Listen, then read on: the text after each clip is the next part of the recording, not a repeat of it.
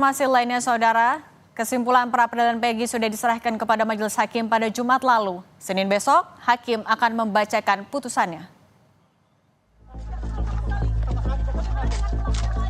Ketika penggerbekan di sana, difoto. Oh iya, kopi dari kopi. Sidang pra-peradilan Peggy Setiawan tersangka kasus pembunuhan Vina dan Eki di Cirebon 2016 silam dengan agenda kesimpulan telah rampung digelar di Pengadilan Negeri Bandung Jumat 6 Juli 2024. Kuasa hukum Peggy mengaku yakin Hakim akan mengabulkan gugatan pra-peradilan Senin mendatang. Pasalnya, selama jalannya sidang pra-peradilan, tim hukum Polda Jawa Barat tidak bisa membuktikan bahwa Peggy Setiawan yang ditangkap adalah Peggy Peron seperti yang dirilis dalam daftar pencarian orang. Ketika masuk dalam fakta persidangan atau dalam pembuktian, perdebatan kami selaku pemohon dengan termohon, itu kita sama-sama menguji bukti. Apakah Peggy Setiawan adalah Peggy Peron atau Peggy Setiawan bukan Peggy Peron. Kalau kami dari pihak pemohon mengatakan bahwa Peggy Setiawan bukanlah Peggy Peron. Seharusnya dari pihak termohon mengatakan Peggy Setiawan adalah Peggy Peron, mereka tunjukkan buktinya. Dalam sidang gugatan pra-peradilan penetapan tersangka Peggy Setiawan dengan agenda kesimpulan, tim hukum Polda Jawa Barat sebagai termohon menolak dalil gugatan sidang pra-peradilan Peggy selaku pemohon. Mereka menyebut penetapan tersangka Peggy Setiawan sudah sah menurut hukum dan telah melewati gelar perkara. Jadi pada hakikatnya kami menolak dalil-dalil apa yang disampaikan oleh para pemohon, ya, mulai dari pemeriksaan para saksi, kemudian ahli pun dari pihak mereka juga sama mendukung kami. Nasib Peggy Setiawan, tersangka kasus pembunuhan Vina dan Eki akan segera terjawab di sidang putusan pra-peradilan Senin 8 Juli 2024 mendatang. Hakim Tunggal Eman Sulaiman berjanji akan memberikan keputusan secara objektif yang memastikan tidak punya kepentingan dalam perkara ini dan tidak ada tekanan dari manapun. Kepercayaan yang saudara berikan tidak akan saya hianati dari kedua belah pihak. Itu ya kunci. Sudah dari awal saya katakan saya tidak punya kepentingan dalam perkara ini. Saya akan memutus dengan objektif. Tidak ada yang namanya tekanan dari manapun, saya abaikan kalaupun ada. Saya akan objektif, saya akan memberikan putusan yang terbaik. Terbaik ini bukan terbaik untuk pemohon, bukan juga terbaik untuk termohon, tapi terbaik untuk Indonesia. Amin. Ya. Amin. Adu bukti penetapan tersangka Peggy Setiawan akan menemui hasil pada sidang putusan 8 Juli 2024. Hakim Tunggal Eman Sulaiman akan memutus apakah bukti yang ada cukup untuk menetapkan Peggy Setiawan sebagai tersangka atau justru menjadi alasan bagi Peggy untuk dibebaskan. Tim Liputan Kompas TV. Apakah penetapan tersangka Peggy akan dianggap sah oleh hakim atau justru sebaliknya? Kita kupas perbincangannya bersama pengacara Peggy Setiawan, Bung Tony RM, dan pakar hukum pidana Universitas Jenderal Sudirman, Prof. Hipnu Nugroho. Selamat sore, Prof. Hipnu, Bung Tony. Selamat sore Mbak Cindy, Mas Tony. Oke. Selamat sore. Saya mau ke Bung Tony dulu. Bung Tony, kemarin dari tim hukum Polda Jabar kan menolak semua dalil yang digugat oleh kuasa hukum. Pendapat Anda gimana? Mereka meyakini penetapan tersangka sudah sah. Ya, dalam jawaban setiap termohon atau tergugat, ketika digugat atau dimohonkan, ya pasti menolak dalilnya, menolak dalil. Kalau mengiyakan, membenarkan, ya nanti dimarahin sama pimpinan. Jadi gini, ada dalam proses persidangan pra-peradilan, ya, itu sudah terungkap, ya, baik melalui permohonan kami, kemudian ada jawaban, kemudian ada pembuktian, ya, saksi-saksi, kemudian sampai menghadirkan dua ahli, baik ahli dari pemohon maupun ahli dari termohon. Ya. Nah, pada intinya itu akhirnya menyimpulkan dua hal. Pertama adalah penetapan DPO. Kenapa penetapan DPO? Karena menurut jawaban penyidik Polda Jawa Barat, kenapa tidak dilakukan pemeriksaan terlebih dahulu sebagai tersangka? Karena penyidik Polda Jawa Barat berdalih Peggy Setiawan ini adalah DPO. Itu. Oleh karenanya, dikupas dulu bagaimana prosedur penetapan DPO. Terungkap dalam persidangan, dalam jawabannya penyidik Polda Jawa Barat, penyidik menetapkan DPO terhadap Peggy alias Peron yang dimaksud Peggy Setiawan menurut mereka itu pada tanggal 15 September 2016. Nah, sementara dalam Perkapolri nomor 14 tahun 2012, jadi kan gini, kalau ditetapkan DPO-nya itu pada tanggal 15 September 2016, maka saat itu masih berlaku Perkapolri nomor 14 tahun 2012. Nah, kalau sekarang ini kan berlaku Perkapolri nomor 6 tahun 2019. Nah, karena September 2016, maka berlaku Perkapolri nomor 14 tahun 2012. Ya, di dalam Perkapolri tersebut, ya, prosedur penetapan DPO itu harus tersangka.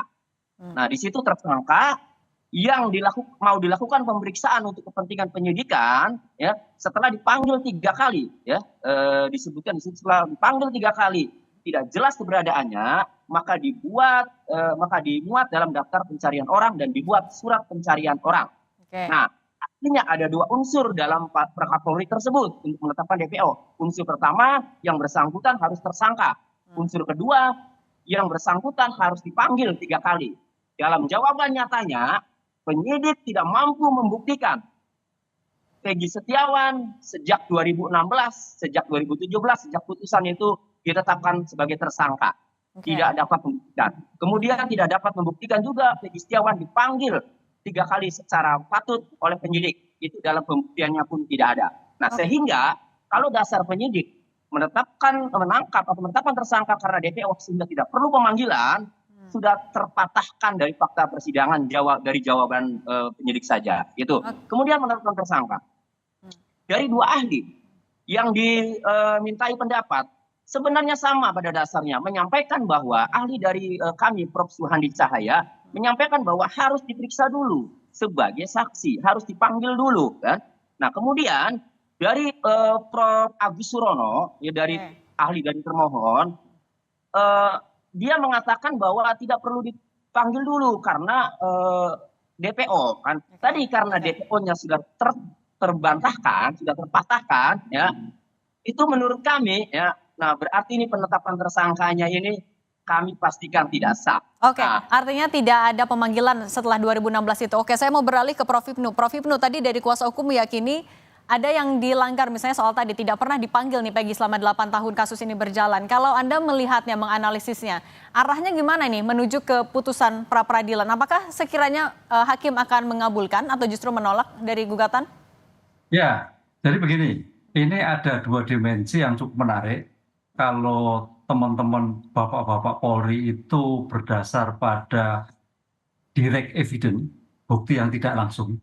Direct evidence itu bukti-bukti ketika 8 tahun yang lalu, yang kemudian dikuatkan dengan mencoba scientific crime investigation, yang kaitannya dengan sidik jari, yang kaitannya dengan foto, gitu. Tapi dalam teori, konsep direct evidence, bukti yang tidak langsung, itu harus terurai juga dengan bukti langsung, bukti yang ditemukan. Jadi suatu korelasi, sehingga dalam hal ini, dalam suatu penetapan itu jelas arahnya, buktinya mana, terkait tentang adanya misalkan pembunuhan berencana. Berarti foto pedangnya apa? Foto tindakannya apa? Kan kaitannya pra-peradilan ini kan dokumen evidence, bukti yang masih dokumen-dokumen. Nah, ini yang menarik. Tapi untuk kelompoknya Pak Tony itu mencoba dengan testimoni evidence yang melihat dengan para saksi-saksi yang ada dalam suatu konteks ketika peristiwa terjadi. Nah, di sini ada 2 problem yang besar. Ya, polisi dalam hal ini hakim akan melihat yang mana, apakah testimoni evidence yang terkait dengan bukti-bukti nyata, yang kaitannya saksi nyata, yang melihat bukti tidak ada suatu pemanggilan, yang tidak ada suatu keterangannya kan begitu. Apakah dengan bukti-bukti direct evidence? Di sini suatu problem yang besar, makanya nanti hakim akan melihat mengacu pada Mahkamah Agung bahwa pra-peradilan itu formil, ya, tapi formil yang semi material. Makanya pra peradilan ini semi material karena kuncinya adalah tentang DPO tadi. Nah, pertanyaannya DPO seperti apa? Kalau itu memang DPO, kalau kita itu kan sudah lama, DPO kan sudah sekian tahun, kita harus mengacu pada betul apa itu penyidikan, serangkaian tindakan penyidik untuk mengumpulkan barang bukti guna. Nah, disinilah seorang penyidik negara dalam hal ini harus memastikan sehingga mau tidak mau dipanggil sebagai saksi. Walaupun memang seandainya waktu itu sudah dipanggil tapi hilang lagi. Kan tidak suatu keliruan karena sudah 8 tahun. Nama 8 tahun ini situasi berubah sama sekali. Mungkin sekali. Pemikiran berubah sekali. Sehingga sebagai bentuk pelindungan hak asasi manusia, perlindungan hak asasi manusia tersangka, maka harus dipanggil. Kecuali memang data-datanya tidak ada. Nah, kalau data-data tidak ada, berarti harus diurai kembali. Inilah dalam konsep pra peradilan itu sebetulnya meletakkan bagaimana negara meletakkan pada subjek hukum sebagai hak asasi manusia yang utuh sehingga tidak ada suatu pelanggaran. Itu sebetulnya. Oke, Prof. Tapi artinya kalau dari fakta-fakta persidangan yang terungkap dalam pra peradilan, baik itu dari Polda Jabar maupun juga dari kuasa hukum Peggy misalnya, Anda melihatnya sudah sama-sama cukup menguatkankah dari sisi masing-masing atau justru ada celahnya nih? Ya, tampaknya ada celah. Ada celah karena di Polda itu ada waktu hang 8 tahun. Yang 8 tahun itu saya kira harus juga merekomendasikan, memposisikan, merelevansikan. Karena suatu bukti keterangan itu harus relevansi yang sekarang. Sehingga ketika relevansi sekarang itu iya, ya kuat. Tapi kalau tidak, ya tidak kuat. Disinilah berarti konsep subjek hukum sebagai orang, sebagai tersangka harus pasti. Misalkan alamatnya. Misalkan tentang sidik jari kapan? Apakah 8 tahun yang lalu, apakah yang kemarin? Pembandingnya seperti apa? Ini yang harus dilakukan. Karena ini bukan penetapan tersangka seperti kasus biasa. Tapi penetapan tersangka yang berbasis pada DPO. Sehingga memang harus hati-hati dalam menentukan seperti ini, Pak. Tapi toh kalau memang nanti ada suatu kegalauan ya, antara bukti-bukti yang Pak Tony, bukti-bukti yang Polda, asas hukum sudah menentukan. Oke. Oke, saya mau balik ke Bung Tony. Bung Tony, tadi kan Polda Jabar tapi masih meyakini kalau penetapan status tersangka ini mereka sesuai prosedur, berdasarkan alat bukti yang cukup dan lain-lain. Anda masih optimiskah nanti di putusan hari Senin akan dikabulkan? Ya, begini. Polda mengklaim dengan dalam jawabannya itu sudah memiliki alat bukti. Nah, alat bukti yang disampaikan Polda itu ya dalam jawabannya itu ada 13 ya.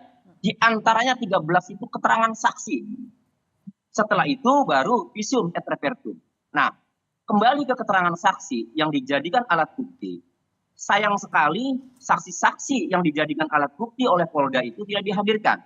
Sehingga untuk menguji kualitas, menguji nilai saksi itu sehingga tidak terjadi.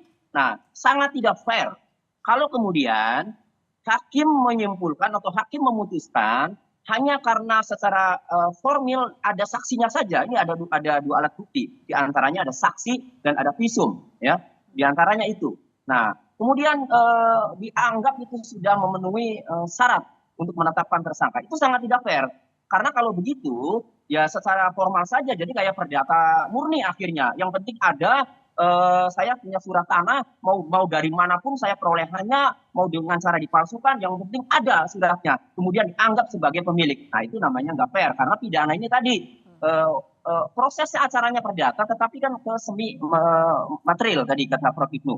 Sehingga seharusnya kualitas saksi itu diuji. Ini tidak. Nah, sehingga ya, hakim itu pasti menilai. Karena gini, hakim juga kalau saya baca ketika sebelum pemohon dan termohon bertanya, hakim itu selalu menanyakan bagaimana proses penetapan DPO secara aturan. Kemudian apakah harus dipanggil dulu atau tidak? Itu ditanyakan sama hakim pertama kali. Kemudian bagaimana proses penetapan tersangka. Nah, itu perlu dipanggil dulu, diperiksa dulu atau tidak. Ketika hakim menanyakan hal seperti itu, kami yakin sebenarnya hakim ini sudah tahu aturannya. Hanya saja coba kan ditanya, ahli bunyi nggak pendapat mengenai itu. Jadi Ditambah lagi putusan Mahkamah Konstitusi nomor 21 tahun 2014 itu Oke, sudah baik. tegas pertimbangannya Oke. di halaman 98 bahwa selain minimal 2 alat bukti harus disertai pemeriksaan calon tersangkanya. Oke, Itu baik. artinya Baik, sudah kami Kalau- tangkap. Baik, Bung Tony, terima kasih sudah kami tangkap. Prof. Hipnu. tidak pernah memeriksa Peggy Setiawan sebagai saksi. Oke, baik Bung Tony. Prof. Hipnu, terakhir, artinya Anda melihat dari rangkaian yang sudah berjalan nih selama sepekan terakhir, Anda menganalisisnya, langkah ataupun putusan hakim nanti akan ke arah mana? Mengabulkan atau menolak? Ya, ada dua dimensi kalau mengabulkan dan menolak. Tapi tampaknya dengan kekuatan bukti-bukti yang lampau, yang 8 tahun, dan apalagi yang disampaikan Pak Tony, bukti-bukti itu memang cukup bukti, tapi paling tidak bukti itu bisa dijelaskan secara dokumen, Oke. dokumen evidence, menggambarkan, oh visumnya kena ini tanggal sekian, oh pembunuhannya ada pisaunya, ini bukti foto pisaunya, tidak perlu bukti aslinya, tapi bukti pisaunya ada, alatnya ada, itu yang dilakukan. Oleh karena itu kalau memang agak sulit ya hakim agak risau risau gitu kan, artinya tidak lengkap. Dengan demikian, dalam aspek hukum, kalau toh ada suatu keraguan-keraguan, maka hakim harus bertindak asas indubio pro. Artinya ada keraguan-keraguan mengambil putusan yang meringankan bagi terdakwa. Oke, baik. Baik, terima kasih banyak Prof. Hipnu Nugroho, Guru Besar Fakultas Hukum Universitas Jenderal Sudirman, dan juga Bung Tony RM, pengacara Peggy Setiawan. Terima kasih sudah berbagi di Kompas Petang. Sehat selalu. Sehat selalu, Prof. Ya.